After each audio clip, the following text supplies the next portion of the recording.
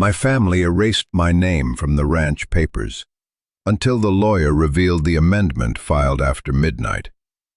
If you've ever felt written out of your own story, maybe you should stick around for this one. And if it hits you in the right way, I hope you'll consider subscribing, because we talk about this kind of thing here. The things that are hard to talk about anywhere else. The day I turned 18, freedom tasted like stale coffee and disinfectant. It was the smell of the administrative wing of the Northgate Youth Authority, a place I'd called home for 2 years. Home. A funny word for a place with cinder block walls and windows that only opened 3 inches. My social worker, a woman named Carol with perpetually tired eyes, slid a stack of papers across the metal desk. Sign here, here, and here, Leo. This just says you've received your personal effects, you understand your release terms, and that the state of California is no longer your legal guardian. She said it with the same flat tone she used for everything, whether it was announcing dinner or a lockdown. I picked up the cheap ballpoint pen, its plastic barrel warm from her hand. The ink was a faded blue. I signed my name, the looping L and O feeling unfamiliar, like a signature for a person I was supposed to become but hadn't met yet. My personal effects fit into a single cardboard box.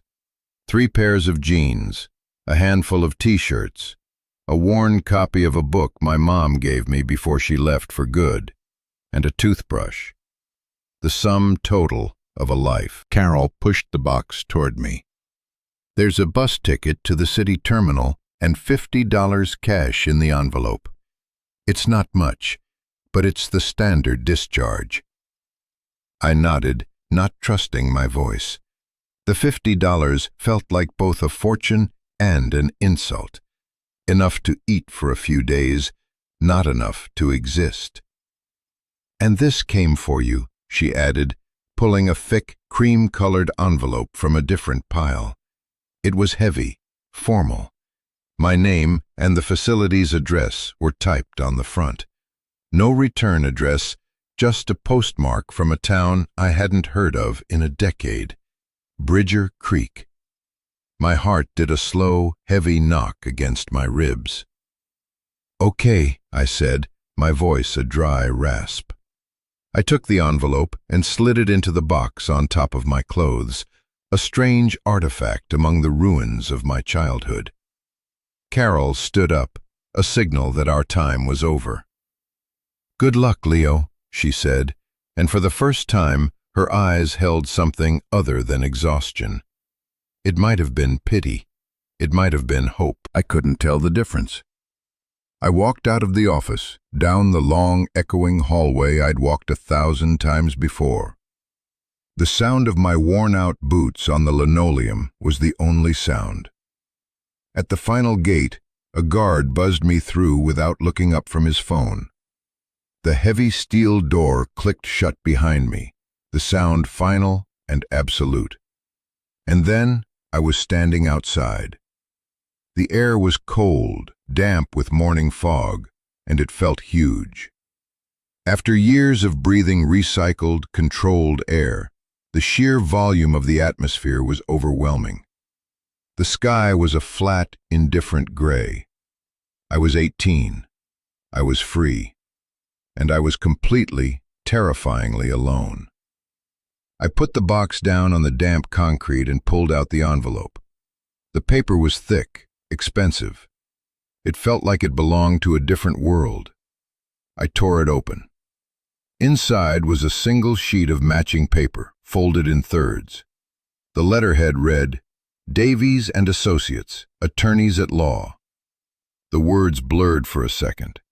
Lawyer. The only time I'd ever dealt with lawyers was in a courtroom, a blur of suits and legal jargon that ended with me here.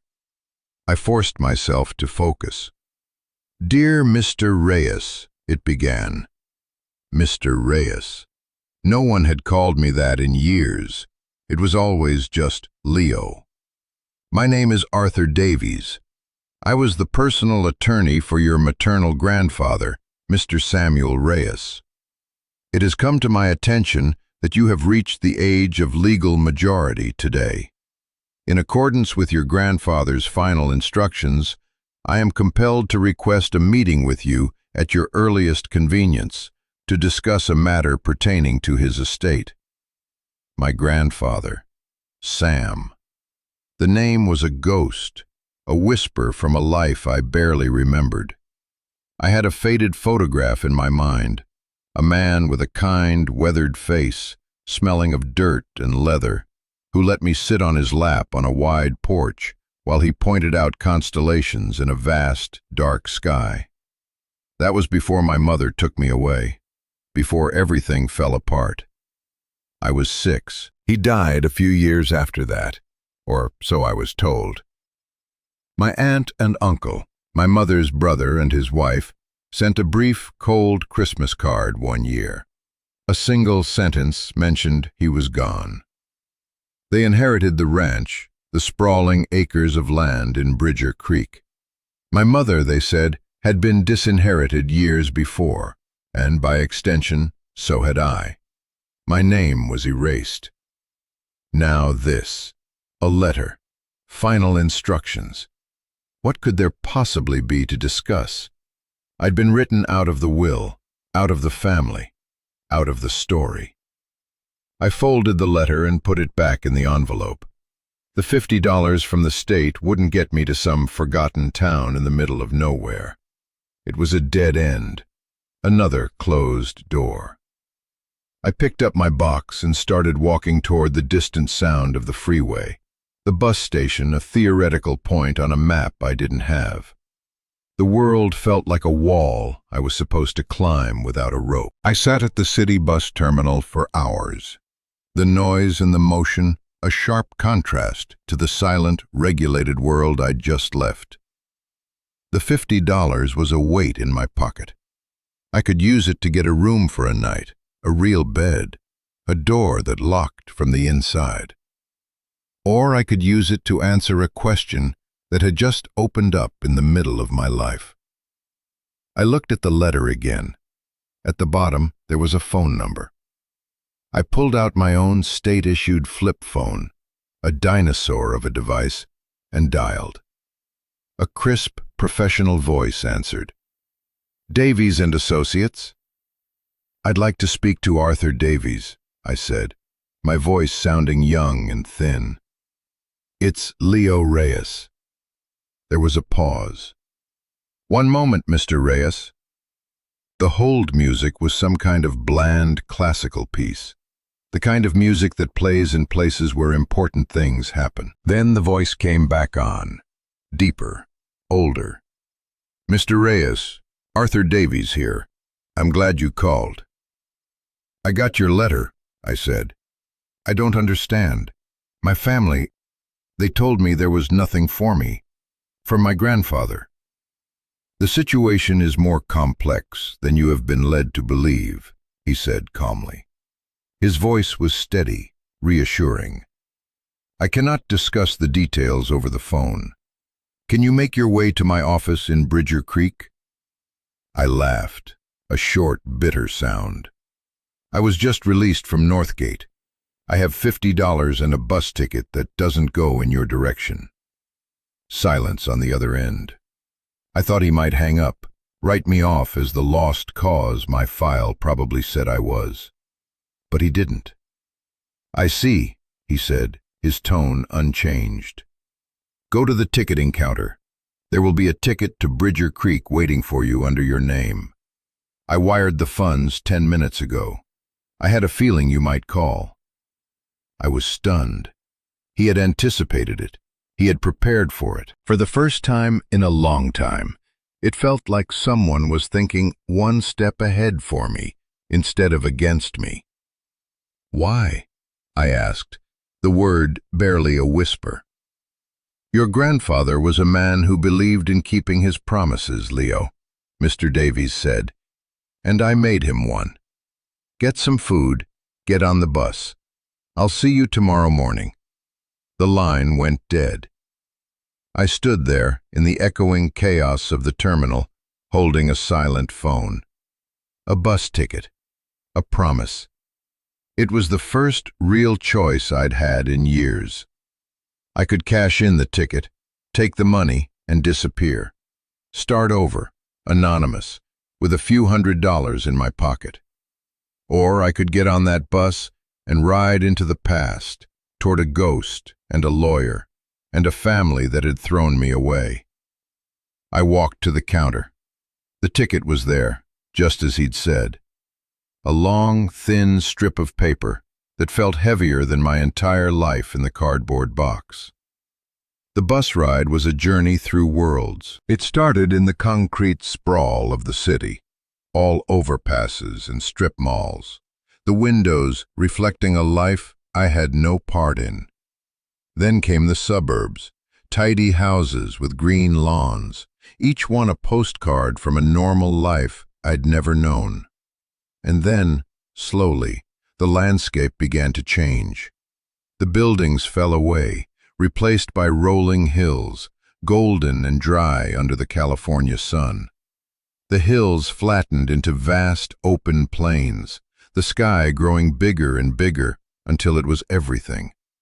I watched the transformation through the grimy window, my head resting against the cool glass.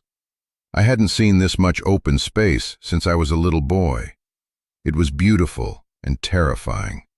It made me feel incredibly small, a tiny speck moving through an enormous, empty canvas. 2 years of my life had been lived in a space no bigger than a few city blocks.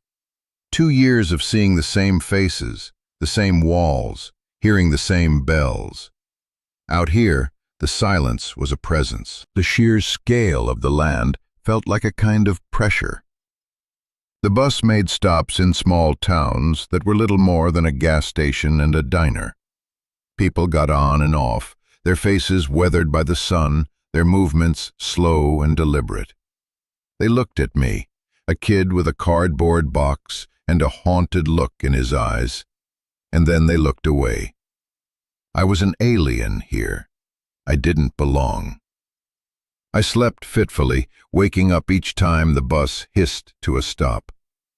I dreamed of my grandfather's face, the one from my memory, but it kept dissolving, turning into the tired face of my social worker, then the cold, angry face of my uncle from a distant Christmas photo. When I woke up for good, the sun was just beginning to rise, painting the eastern sky in shades of pink and orange. The bus was pulling into Bridger Creek. The town wasn't much. A single main street lined with brick buildings from another century. A feed store, a saloon with a swinging door, a small grocery, and a post office. It was a place that time seemed to have largely forgotten. I stepped off the bus into the cold morning air. It smelled different here. It smelled of dust and hay and something else, something clean and wild. I was the only one who got off. The bus driver gave me a long look, then closed the doors and pulled away, leaving me alone on the empty street. I was standing in the heart of a memory I couldn't quite grasp. This was where I came from. This was the place that had discarded me. I checked the address on the envelope. Davies and Associates was right on the main street, a modest storefront with gold lettering on the glass door. It was still early. A light was on inside. I took a deep breath, hoisted my box, and walked toward it.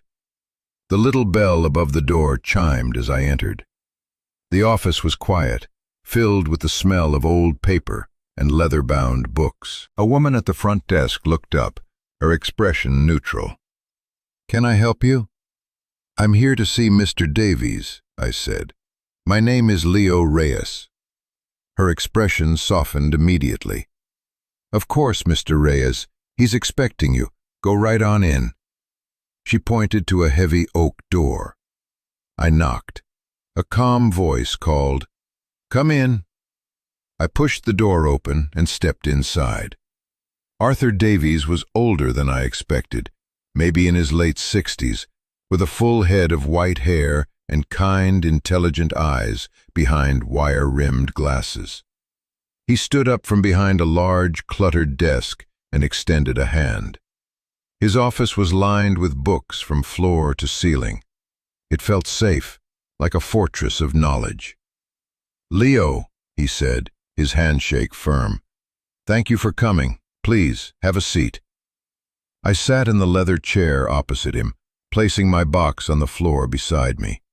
It looked small and pathetic in the grand office. "I don't understand any of this," I said, getting straight to the point. He nodded, sitting back down. He steepled his fingers, his gaze direct. "I understand. Let me try to explain. Your grandfather, Sam, was my client for over 40 years. He was also my friend. When your mother got into trouble and left with you, he was devastated. But he was also a practical man." Davies paused, choosing his words carefully. "Your aunt and uncle, Robert and Susan, convinced him that your mother's debts and legal issues could put the ranch at risk. They argued that creditors could try to attach her inheritance, and by extension, the entire property. They pressured him to change his will, to write your mother out, to protect the ranch." I felt a cold knot tighten in my stomach. This was the story I'd always been told, the story of my mother's failure and my own dispossession. "So he did," I said flatly. "He cut us out." "He did sign a new will, yes," Davies confirmed. "A will that left the ranch and all assets to Robert and Susan. On the surface, that is the entire story.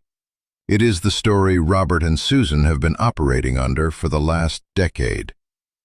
He leaned forward slightly, his eyes holding mine. "But that is not the whole story. Sam was a rancher, but he was also one of the shrewdest men I've ever known. He didn't trust the situation. He didn't trust that Robert and Susan's motives were purely about protecting the land.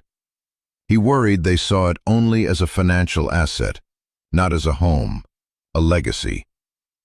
Davies reached into a drawer and pulled out a small, old-fashioned brass key attached to a simple leather tag. He slid it across the desk toward me. "Sam loved you very much, Leo. He never stopped thinking about you. He set something in motion a long time ago, a fail-safe. He couldn't risk putting it in the will where it could be contested or discovered. So he created something else, a trail for you and only you to follow." I looked at the key. It was ornate, old. "What is this for?" "It's the key to his old workshop on the ranch," Davies said. "It's a small, dilapidated building out behind the main barn. Robert and Susan never go near it. They considered it worthless, full of junk. Sam knew they would. He told me that if the time ever came, I was to give you this key and tell you to look for the place where he kept his heart." My mind flashed back to that single, vivid memory. A wide porch, a dark sky, and a warm hand on my shoulder. "The heart of the lion," my grandfather had whispered, pointing up at the sky. "The constellation Leo. That's you, kid. The heart of the lion." The words came back to me with a clarity that was staggering. I hadn't thought of them in 15 years. "The heart of the lion," I whispered. Davies smiled, a small, sad smile. "He said you would remember. He left something for you there, Leo, a message. I don't know what it is. My instructions were simple. On your 18th birthday, find you, give you the key, and tell you the words. The rest is up to you." He also handed me a folded, hand-drawn map. "The ranch is 5 miles out of town. You can't miss the gate. The workshop is marked here. Your aunt and uncle are in the city for a stock show until tomorrow evening. You'll have the place to yourself." I took the key and the map. My hand was shaking. What if there's nothing there? Your grandfather was not a man for theatrics, Davies said. If he went to this much trouble, there is something there. Now, there's a diner next door. Go get a real breakfast. I have an old truck you can borrow. It's not pretty, but it runs. He tossed a second, simpler key onto the desk. A truck key. I didn't know what to say. Thank you, I managed. Don't thank me, he said, his expression serious. I'm just keeping a promise. Go find out what your grandfather wanted you to know. The truck was an old Ford, rusted in places, the engine turning over with a reluctant groan. But it ran. Driving it felt strange, powerful. I hadn't driven a car since I was 15, before everything went wrong. I followed the map out of town, the road turning from pavement to graded dirt. The landscape opened up, vast and empty, rolling grasslands stretching to the horizon under a sky that felt like a blue dome. After a few miles, I saw it. The gate. 2 massive wooden posts with a crossbeam and a weathered wooden sign hanging from it. Reyes Ranch. My name. A name I hadn't seen attached to anything but a court file for years. My heart pounded against my ribs. I pulled the truck over, got out, and just stared. This was it. This was the place. The gate was unlocked. I swung it open, the hinges groaning in protest, and drove through, closing it behind me. The dirt road wound for another mile, and then the homestead came into view. A large 2-story ranch house, a massive barn, several smaller outbuildings, and a web of fences and corrals. It looked tired. The paint on the house was peeling, and a section of the porch roof sagged. It wasn't the pristine image I had in my head. It looked like a place that was just holding on, just like me. I parked the truck behind a row of overgrown hedges, out of sight from the main house, as Davies had suggested. My aunt and uncle might not be there, but I felt like a trespasser on my own history. I got out, the map and the brass key clutched in my hand. The air was still and quiet, the only sound the wind whispering through the tall, dry grass. According to the map, the workshop was behind the main barn, tucked away near a line of old cottonwood trees. I walked past the silent house, my boots crunching on the gravel. I peered in a window. The inside was dark, the furniture covered in white sheets. It felt like a museum, not a home. I found the barn, a huge red structure that smelled of hay and animals, even though it was quiet. And behind it, just as the map showed, was a small, ramshackle building, its roofline crooked, its wood weathered to a silver gray. This had to be it. The workshop. The lock on the door was old and rusted, but the brass key slid in perfectly. It turned with a satisfying click. I pushed the door open, and it creaked loudly, protesting the intrusion. The inside was dark, shafts of dusty light cutting through the grime on the single window. It was crammed with old tools hanging from the walls, half-finished woodworking projects on a long bench, and the smell of sawdust and oil and time. It was one room, not very big. Where could he have hidden something? I looked around, my eyes adjusting to the dim light. It was a chaotic mess, but a purposeful one. Everything seemed to have its place. I ran my hand along the workbench, over the smooth, worn wood. I thought about my grandfather working here, his hands shaping wood, fixing things. I felt a connection to him in this room, a sense of his presence that was more real than any memory. Davies had said to look for where he kept his heart. I thought of the constellation, Leo, the lion. I scanned the room, looking for anything, a carving, a drawing, anything that looked like a lion. Nothing. I started to feel a familiar pang of disappointment. Maybe this was a wild goose chase. Maybe my grandfather was just a sentimental old man, and this was all just a bunch of junk. I was about to give up when my eyes fell on the floor. It was made of wide wooden planks. Most of them were covered in a thick layer of dust and wood shavings.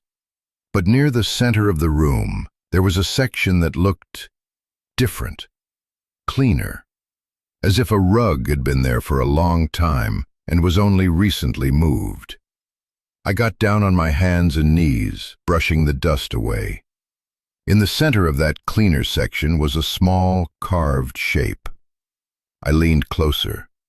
It was a lion's head, intricately carved right into the wood of the floorboard, its mane radiating out like a star. The heart of the lion. My breath caught in my throat. I pressed on the carving. Nothing. I tried to pry the board up with my fingers, but it was nailed down tight. I looked around the workshop.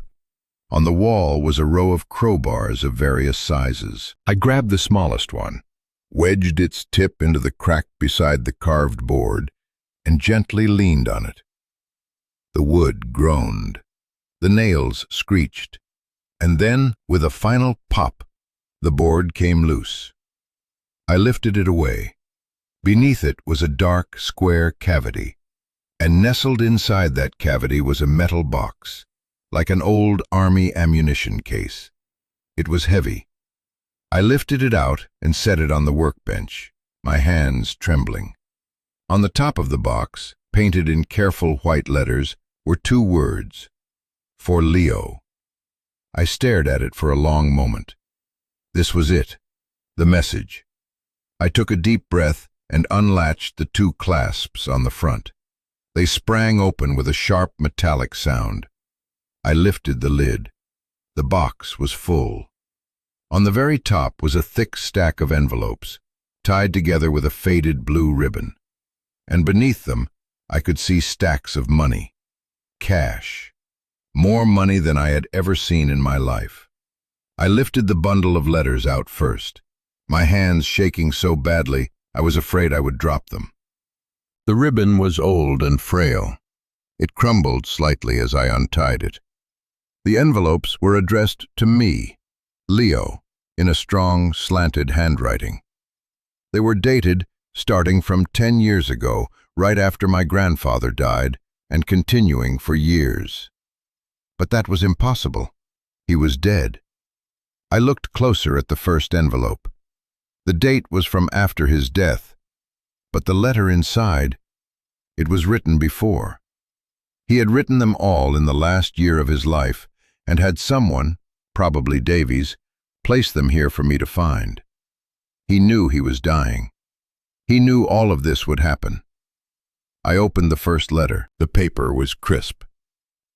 "My dearest Leo," it began. "If you are reading this, it means a few things have happened. It means I am gone. It means you have turned 18 and found your way back here. And it means you are standing in my workshop, a place where I spent many happy hours. I hope the world has been kind to you, boy. I fear it has not." My eyes filled with tears, blurring the words. I wiped them away impatiently and kept reading. "I need you to understand why I did what I did. Your aunt and uncle, they are not bad people, but their vision is narrow. They see this land as dirt and dollars. They told me your mother's troubles would be the end of the ranch, and maybe they were right. So I signed their papers. I made them believe they were in control. I made the world believe you and your mother were cut off. It was the hardest thing I've ever had to do, but I saw it as the only way to build a wall around this place. A wall to keep the wolves out until you were old enough to stand on your own." I had to sit down. I sank onto an old wooden stool, the letter trembling in my hand.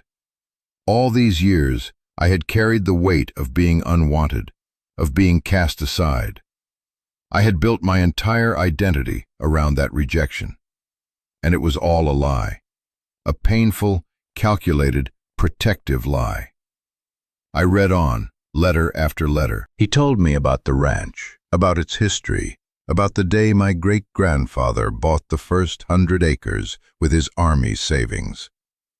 He told me stories about my mother as a little girl, riding her first pony across these fields.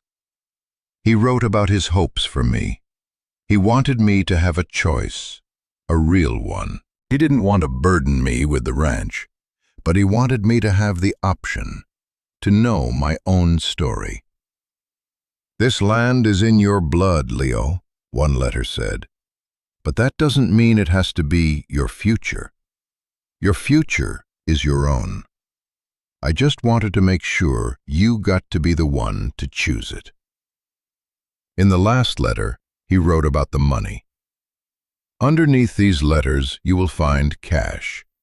It is every spare dollar I saved in the last 5 years of my life. It is not a fortune, but it is enough.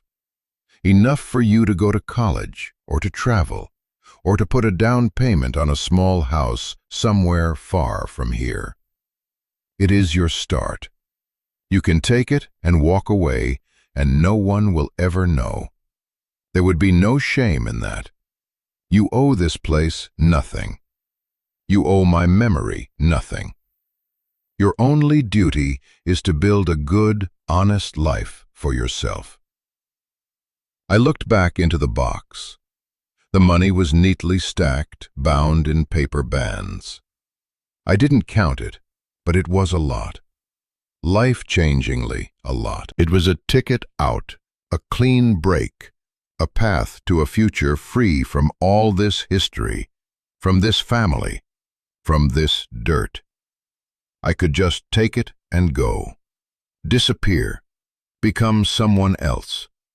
My aunt and uncle would never know. Davies would never know. I could be free. I cried then, not quiet tears, but deep, ragged sobs that shook my whole body. I cried for the little boy who lost his grandfather. I cried for the teenager who believed he was worthless. I cried for the years of anger and loneliness. And I cried for this man I had barely known, a man who had reached across death and time to give me a gift, not of land or money, but of truth. The truth that I was not abandoned. I was protected. I was loved. It was a truth so heavy and so beautiful that I could barely stand it. For a long time, I just sat there in the dusty workshop, surrounded by the ghosts of my past and the overwhelming possibilities of my future. The sun had moved across the sky, and the light slanting through the window was now golden and low. The choice my grandfather had laid out was so clear, so stark. Path A. Take the money, walk away. Leave the ranch to my aunt and uncle. Leave the memories and the pain behind. Start fresh, unburdened. It was the easy path, the sensible path. Path B. Stay. But stay and do what? Fight for a place that had been denied me? A place that was legally, according to the will Davies had described, not mine? The money wasn't enough to buy it. A legal challenge would cost a fortune, and I would surely lose. The letters gave me my history back, but they didn't give me a future here. Or did they? I picked up the last letter again, my eyes scanning the final paragraph. He had written it in a shakier hand, the ink slightly feathered. There is one more thing, Leo. A loose thread. I was a rancher, not a lawyer, but I had a good one. A better one than Davies, if I'm being honest, but much more expensive. A specialist from the city. He helped me with something creative. A little bit of legal magic, just in case. He told me it was a long shot. A springing interest, he called it. Something that lies dormant and then comes to life on a specific day. He set it all up for me. The paperwork is filed, not with my will, but with the county itself. On the deed. A ghost in the machine. I paid him well to be quiet. Davies doesn't even know about it. Find the filing. The date is what matters. The date? What date? I read the sentence again. There was no date written. My heart sank. A dead end. A final, cruel twist. I looked around the workshop, a desperate energy surging through me. A clue. There had to be another clue. I went back to the box. I took out all the money, stack by heavy stack, and set it on the bench. My hands were slick with sweat. The bottom of the box was bare metal, except for one thing. Taped to the bottom was a small, folded piece of paper. It looked like a receipt from a calendar. A single page torn from a desk calendar, the kind with a new page for every day of the year. The date on it was my birthday, today's date. And at the bottom, in my grandfather's familiar scrawl, was a time, 12:01 a.m. And below that, a single word, filed. My blood ran cold. It wasn't a date from the past. It was a date in the present, today. It was happening right now. I fumbled for my phone, my fingers clumsy. I dialed Davies' number, the one from his card. He answered on the second ring, his voice calm as ever. Arthur Davies? Mr. Davies, it's Leo. I'm at the workshop. I found the box. And? He asked, a note of anticipation in his voice. There are letters and money, but there's something else. He mentions a springing interest, a filing on the deed itself. He said it was set up by a different lawyer. He left a note. It has today's date on it, my birthday, and a time, 12:01 a.m. There was a long silence on the other end of the line. I could hear the faint sound of him typing on a keyboard. It was the fastest typing I had ever heard. A springing executory interest, Davies murmured, more to himself than to me. Devilish and brilliant. Sam, you old fox. What does it mean? I asked, my voice tight. It means, Davies said, his voice now charged with a new energy, that your grandfather may have just pulled off the most elegant legal maneuver I have ever seen. A springing interest is an interest in property that only vests or becomes legally effective upon the happening of a future event. In this case, the event would be you reaching the age of legal majority. So what happens? If what I think is true, it means that, as of 1 minute past midnight this morning, full title and ownership of the Reyes Ranch may have automatically, legally, and irrevocably transferred to you. I couldn't breathe.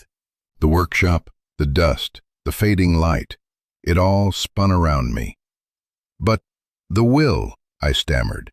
The will my aunt and uncle have.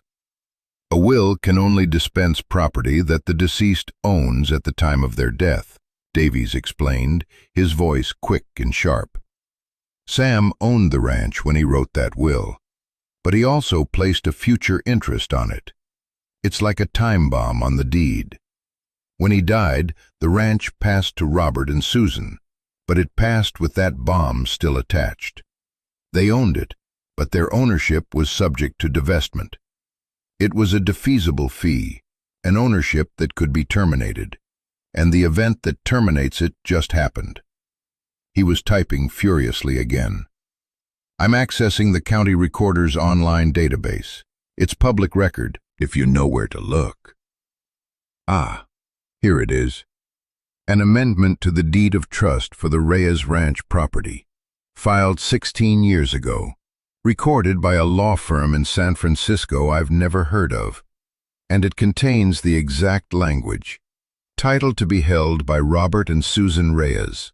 but on the 18th birthday of Leo Reyes, son of Maria Reyes, fee simple absolute title shall spring forth and vest in said Leo Reyes, extinguishing all prior interests. He read the legal language like it was poetry. To me, it was a spell, an incantation that was rewriting my life. "So it's mine?" I whispered, the words feeling impossible. "Legally, it's mine?" "Yes," Davies said, and I could hear the smile in his voice. "Congratulations, Leo. You own a ranch. Now the question is, what are you going to do about it?" The choice was no longer just about taking money and leaving. The choice was no longer just a fantasy.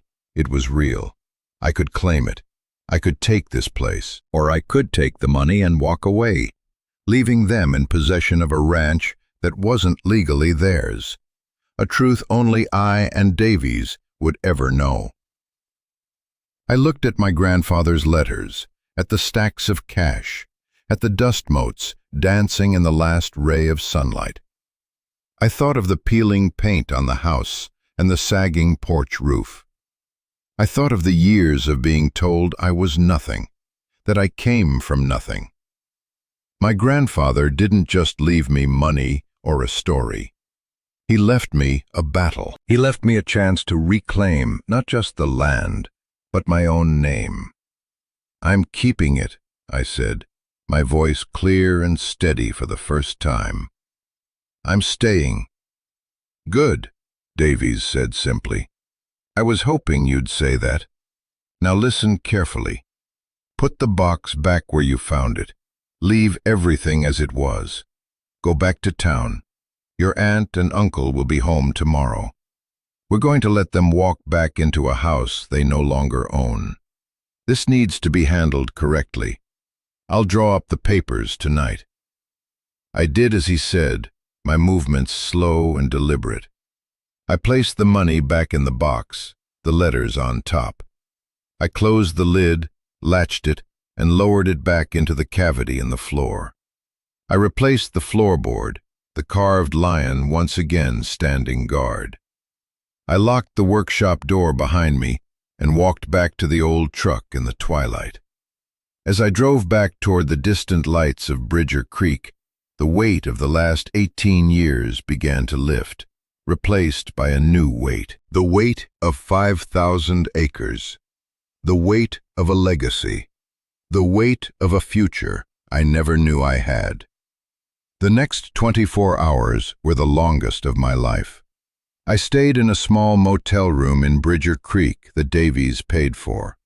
I tried to sleep, but my mind was racing. I kept replaying the conversation, the words fee simple absolute echoing in my head.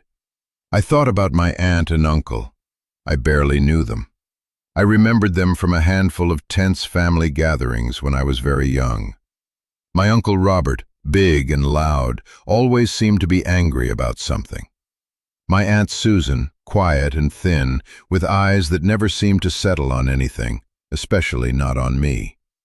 They were strangers who had benefited from my absence, who had lived on my land, my birthright, for a decade. I felt a surge of anger, hot and clean. They had let me believe I was nothing to my grandfather. They had let me languish in the system, never once reaching out, never once checking to see if I was okay. They had profited from my pain. Now the tables were turning. The next afternoon, Davies called me. "They're home," he said. "I have a process server on standby. We'll serve them with a notice of ejectment and a quiet title action. It's formal, it's legal, it's irrefutable. I want you to be here in my office when I make the call." I walked back to his office, my stomach in knots. The main street of Bridger Creek seemed different now. I wasn't just a drifter passing through. I belonged here. This was my town. When I walked in, Davies was on the phone, a grim expression on his face. He gestured for me to sit. "Robert," he said into the receiver, his voice firm but polite. "It's Arthur Davies. I need to inform you of a legal matter concerning the ranch." "No, it can't wait." I could hear the faint, angry shouting from the other end. Davies held the phone away from his ear for a moment, his expression unchanging. "Robert, listen to me. Your ownership of the property was subject to a condition. That condition has been met. As of yesterday morning, you are no longer the legal owner of the Reyes Ranch." More shouting, louder this time. "I am sending a server over with the documentation right now," Davies continued, his voice cutting through the noise. "It includes a copy of the amended deed filed 16 years ago. I suggest you have your lawyer review it. In the meantime, you are occupying property that does not belong to you. The new owner is my client, Leo Reyes." The silence on the other end was sudden and absolute. I could feel it, even from across the room, a silence filled with shock, disbelief, and dawning horror. "Leo?" I heard my uncle's voice, small and strangled. "He's here," Davies said, "and he is giving you 30 days to vacate the premises." He hung up the phone. He looked at me, his face grim. "Well," he said, "that's that. They'll fight it. They'll hire lawyers. They'll drag it out. But the law is the law. The document is ironclad. It will be expensive and ugly, but in the end, you will win." The phone rang again almost immediately. Davies looked at the caller ID. "It's Susan," he said, and answered. Her voice was different, not angry, but pleading, weeping. She begged, she pleaded. She asked how I could do this to my own family. Family. The word was a bitter pill. "Where were you for the last 10 years?" I wanted to scream into the phone. Where was my family when I was in a group home? Where was my family when I was turning 18 with $50 to my name? Davies handled it. He was calm, professional, immovable. He repeated the terms, 30 days. When he hung up, the office was quiet. "This is the hard part, Leo," he said gently. "Winning is one thing. Living with it is another." The next few weeks were a blur of legal paperwork. Just as Davies predicted, my aunt and uncle hired a high-powered law firm. They filed motions, they contested the deed, they claimed fraud. But the document held. A judge reviewed the springing interest and upheld it in a summary judgment. It was over before it really began. They were given a court order to vacate. On the 30th day, I drove the old Ford truck back out to the ranch. A moving van was parked in front of the main house. I watched from a distance as my aunt and uncle loaded the last of their boxes. They looked smaller, defeated. My uncle caught sight of me, sitting in the truck on the hill. He stared at me for a long moment, his face a mask of hatred. Then he got in his car and drove away without a backward glance. My Aunt Susan was the last to leave. Before she got in her car, she walked a few steps toward me, then stopped. She just stood there, looking at me, her face pale. I couldn't read her expression. Was it regret? Anger? I didn't know. Then she turned, got in her car, and followed her husband down the long dirt road. And then they were gone. I was alone. I got out of the truck and walked slowly toward the house. My house. I put my hand on the peeling paint of the porch railing. It was real. I walked through the empty rooms, my footsteps echoing on the hardwood floors. They had taken all the furniture, but they had left the dust. They had left the silence. They had left the ghosts. That first night, I didn't sleep in the house. I took a blanket and walked out to the porch, the same porch from my one clear memory. I lay down and looked up at the sky. It was a clear, cold night, and the stars were brilliant, a dense spray of diamonds against black velvet. I found the Big Dipper and Orion's belt. And then I found Leo, the constellation, a faint, backward question mark of stars. And in its heart, the bright star, Regulus, the heart of the lion. My grandfather had shown me that. He had given me my name back, in the sky and on the land. The sheer scale of it all hit me then. The responsibility. The ranch was in debt. The buildings were in disrepair. The fences were down in a dozen places. I had a handful of cattle, a mountain of bills I would soon discover in the mail, and almost no idea what I was doing. The money in the box would help. It would be a start, but it wouldn't be enough. This place needed more than money. It needed work. It needed life breathed back into it. It needed me. The first few months were the hardest. The loneliness was a physical presence, a constant companion. The silence of the ranch was deafening at first. I was used to the constant noise of the institution, the bells, the shouting, the televisions. Here the only sounds were the wind, the cry of a distant hawk, the lowing of the few cattle that remained. I started by exploring. Every day I would get in the old truck or just walk, covering a new section of the property. 5,000 acres. It was a kingdom. I walked the fence lines, mending the broken wires. I explored the creeks and the cottonwood groves. I climbed the rocky hills and looked down at the valley, my valley. I found the graves of my great-grandparents on a small, quiet knoll overlooking the homestead. I cleaned the weeds from their headstones and sat there, feeling the deep roots of my connection to this place. Davies was a lifeline. He helped me find a local accountant who went through the books, which were a mess. My uncle had been running the ranch into the ground, taking on debt, selling off assets. It was worse than I thought. The money my grandfather left me, which had seemed like a fortune, was quickly eaten up by back taxes and outstanding loans. But there was one piece of good news. One of the old ranch hands, a man named Carlos, heard that I was back. He had worked for my grandfather for 30 years before my uncle fired him. He showed up at my door one day, a short, wiry man in his 60s with a kind, weathered face. "I heard Sam's boy was back," he said, his eyes crinkling at the corners. "Heard you might need a hand." I couldn't afford to pay him much, but he didn't care. "This ranch was good to me," he said. "Your grandfather was a good man.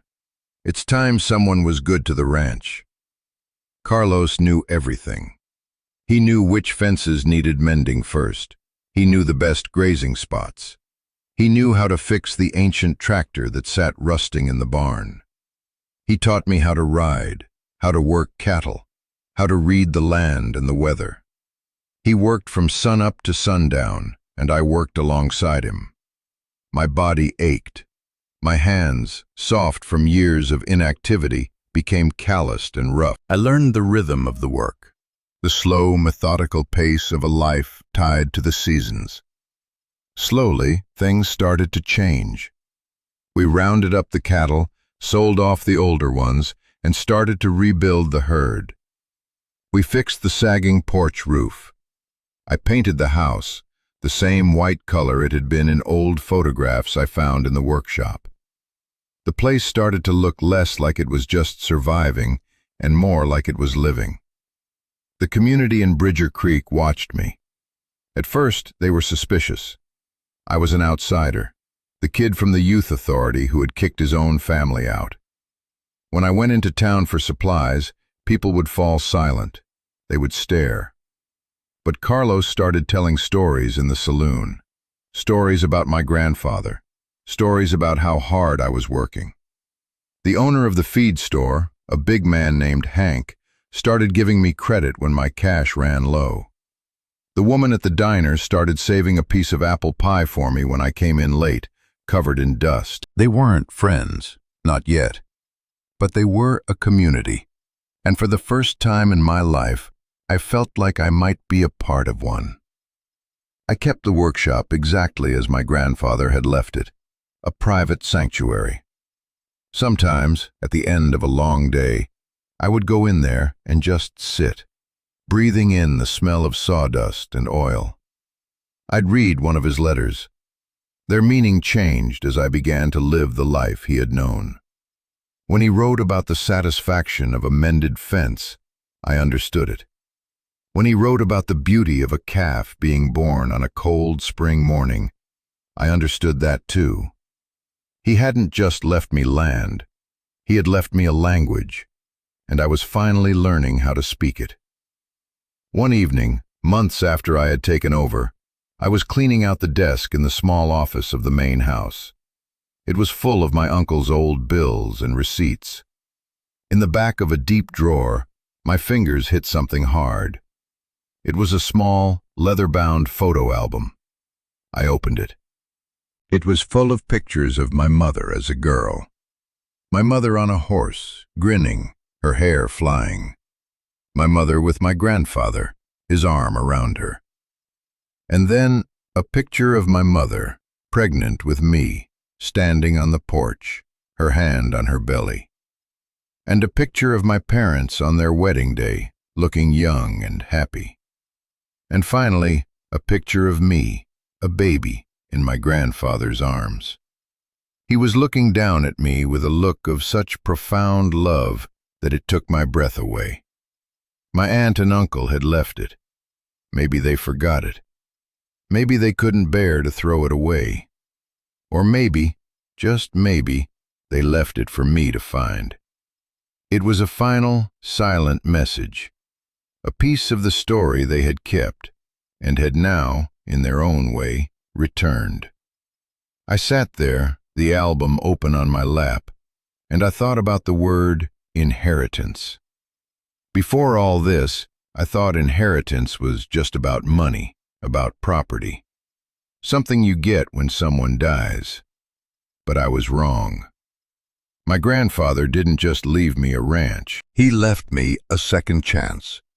He left me a way to reconnect with a past I thought was lost forever. He left me a purpose. This land wasn't just dirt and fences. It was a story, my story. And the work, the hard, back-breaking work, wasn't a burden. It was the process of writing the next chapter. It was the process of earning my place in that story. I had to go through the fire of the past to get here. I had to face the ghosts of abandonment and rejection. I had to learn that the family you are born into is not always the family that claims you. Sometimes you have to claim yourself. Sometimes home isn't a place you are given. It's a place you build. It's a place you fight for. The anger I had felt toward my aunt and uncle had faded, replaced by a kind of quiet pity. They had lived on this beautiful land for a decade, but they had never really possessed it.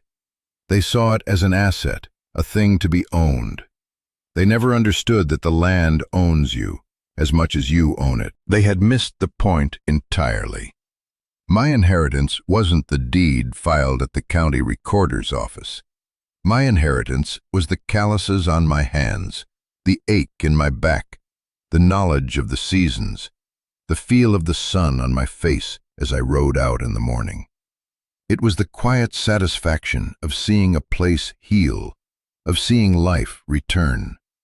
It was the connection to the man who had believed in me enough to build a bridge for me across time. And that brings me to now. It's been a few years. The ranch is still a struggle. It always will be. That's the nature of this life. But it's a good struggle. The herd is bigger, the finances are stable, the house is warm. Carlos is still here, though he lets me do most of the hard riding now. I'm no longer the strange kid from the city. I'm Leo Reyes from the Reyes Ranch. I belong. I'm telling you all this not because it's a fairy tale. It's not. There are scars. There are days when the loneliness is still a heavy blanket. There are days when I feel the weight of every mistake I've ever made.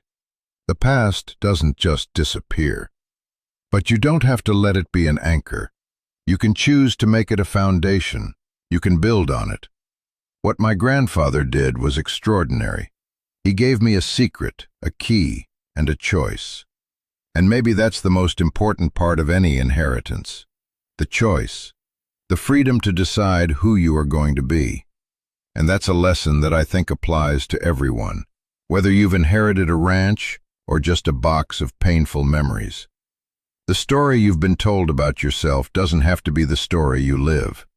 You can find the hidden truths. You can find the people who believe in you, even if they're gone. You can find your own strength. So if you've made it this far, thank you for listening. Thank you for sharing this space with me. These stories matter. Your story matters. And I want this place to be a community where those stories can be told. The ones about second chances, about finding home in unexpected places, about fighting for your own name. So if this meant something to you, if it stirred something in you, I hope you'll subscribe and join us. And I really hope you'll go down to the comments and share a piece of your own story. Have you ever had to rewrite the narrative someone else wrote for you? Have you ever found a hidden strength you didn't know you had? I'll be down there reading them. Because every story of survival, every story of reclamation, is a light in the dark. And we need more of those. For now, the sun is setting over the hills. There are fences to check and cattle to feed. There is work to be done. My work, on my land, my home.